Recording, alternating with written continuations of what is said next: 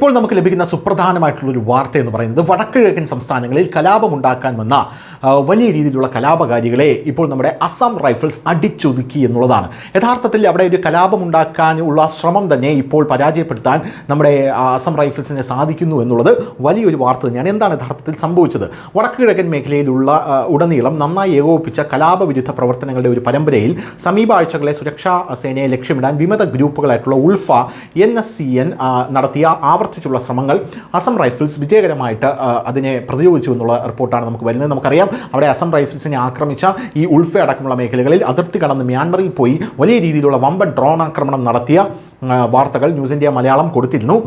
ഇതിനുശേഷം ആണ് ഇപ്പോൾ ഇത്തരത്തിലുള്ള വാർത്തകളൊക്കെ പുറത്തു വരുന്നത്. ഒക്ടോബർ 16 ദക്ഷിണ അരുണാചൽ പ്രദേശിലെ ചാങ്ലാങ് ജില്ലയിലെ ഹെഡ്മാൻ ക്യാമ്പിൽ NSCN ഒരു സ്റ്റാൻഡ് ഓഫ് ആക്രമണം നടത്തി. തൽക്ഷണവും വേഗത്തിലുള്ളതുമായ പ്രതികരണത്തിലൂടെ ഇത് ഫലപ്രദമായി നമ്മൾ പരാജയപ്പെടുത്തിയിരുന്നു.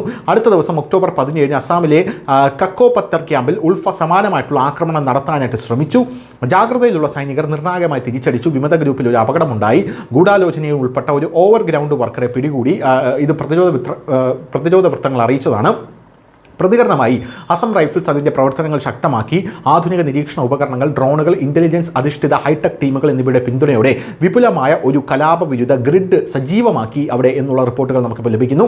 മെച്ചപ്പെടുത്തിയ ഗ്രിഡ് ഒക്ടോബർ 21 ദക്ഷിണ അരുണാചൽ പ്രദേശിലെ സംസായ്ക്ക് സമീപം വിജയകരമായി പതിയിരുന്ന് ആക്രമണത്തിൽ കലാശിച്ചു. അതിൻ്റെ ഫലമായി ഉൾഫ കേഡറിനെ നിർവീര്യമാക്കുകയും യുദ്ധസമാനമായിട്ടുള്ള സംരംഭകശാലകൾ വീണ്ടെടുക്കുകയും ചെയ്തു എന്നുള്ള റിപ്പോർട്ടുകളും പുറത്തു വരുന്നുണ്ട്.